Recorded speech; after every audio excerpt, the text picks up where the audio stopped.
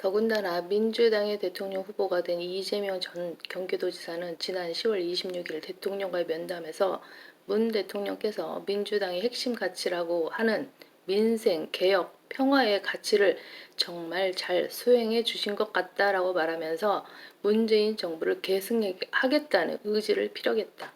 도대체 문 대통령이 민생과 개혁의 가치를 위해 수행한 일이 무엇인지 그것은 차치하더라도 과연 적의 도발을 도발이라고 말도 못 꺼내면서 함구하고 쉬쉬하며 벌벌 기는 것이 국가 안보를 반영한 진정한 평화의 기치인지 정말 기가 찰 노릇이다.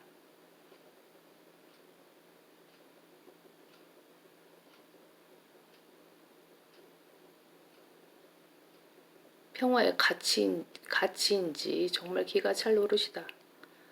그뿐만 아니라 그런 문재인 정부를 개성하겠다고 자처하고 나서는 이재명 후보는 또 어떤가?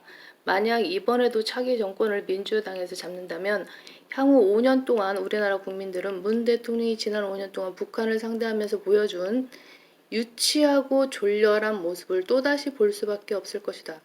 더욱이 국민의 안전과 국가 안보에는 다음이란 것이 없는 상황에서 북한의 도발에 적절한 대응도 못하는 그런 무능한 정부를 계승하겠다고 나서는 이 후보를 여전히 지지하는 사람이 많다는 현실을 볼 때 실로 국가의 장래가 암담할 따름이다. 한편 우리나라에서는 북한의 도발과 핵 공격 등을 대비하여 여러 개의 벙커를 운영하고 있다. 다른 국가들도 여러 돌발 상황에 대비해서 벙커를 운영하고 있다. 다른 국가들도 여러 도발 상황에 대비해서 벙커를 운영하기는 마찬가지다. 그 중에서도 중국의 자금성 근처에 있는 핵 벙커는 평균 두께가 1km 이상의 화강 안반 아래에 있다. 산속이나 땅밑이 아니라 두께가 1km 이상 되는 안반 밑에 자리 잡고 있어서 수소폭탄 수십 발이 떨어져도 안전하다는 평가를 받는다. 마치 반석 밑에 요새를 구축하고 있는 격이다. 이런 안반이나 반석이 견고하다는 사실은 지구의 종말을 대비하여 지구상의 식물 씨앗들을 보관하고 있는 노르웨이의 스발바르 국제종자 저장고가 해발 130m 높이의 안반층 내부에 120m 지점에 지어진 것만 보더라도 더욱 분명해진다. 이처럼 대피와 피신 장소로 안반이나 반석만큼 더 견고하고 안정적인 곳도 없다. 그래서 대환란 기간에 유대인들이 적그리스도의 박해를 피하여 에돔 지역에 있는 바위 성읍 곧 페트라로 피신하는 것이다. 흔히 셀라 페트라로 부르는데 셀라는 반석이라는 뜻의 히브리어이고 페트라는 같은 뜻의 헬라어이다. 이 바위 성읍은 사해 남쪽 곧 오늘날 요르단의 수도 암만의 서남쪽에 있다. 출애굽기 19장 4절에서는 당시의 출애굽 상황에 대해 너희는 내가 이집트인들에게 어떻게 하였으며 내가 어떻게 독수리들의 날개들로 너희를 실어 내게로 데려왔는지를 보았느니라 라고 말씀하고 신명기 32장 11절에서는 마치 독수리 한 마리가 제 보금자리를 휘젓고 자기 새끼들 위에 날개를 퍼덕이며 그 날개를 펴서 새끼들을 받아 자기 날개 위에 새끼들을 엎는 것 같이 라고 말씀한다. 다시 말해 출애굽 상황을 독수리가 날개 위에 새끼들을 엎어 날개들로 실어간 것에 빗대어 말씀하지만 대환란 기간에는 유대인들이 독수리의 날개를 실제로 받을 것이고 실제로 날아서 그 바위 성읍으로 들어갈 것이다.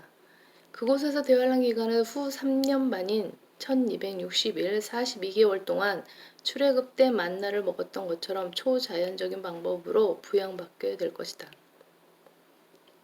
미카서와 요한계시록 미카서 7장 14절 15절 요한계시록 12장 6절 대환란 기간의 끝 무렵의 이 땅에서는 주 예수 그리스도의 재림을 두 눈으로 직접 보게 될 사람들이 있을 것이다.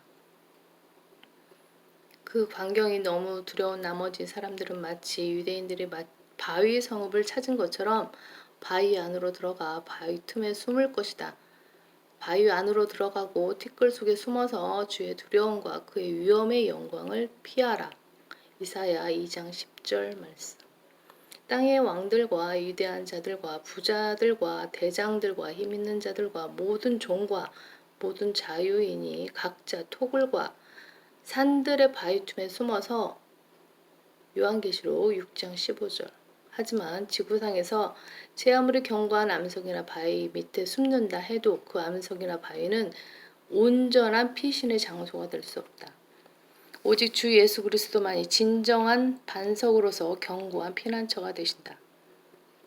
한편 로마 가톨릭은 마태복음 16장 18절을 근거로 자신들의 반석이 베드로라고 주장하지만 이는 그들의 반석이 우리의 반석과 같지 않음을 그들 스스로 인정하는 꼴이다.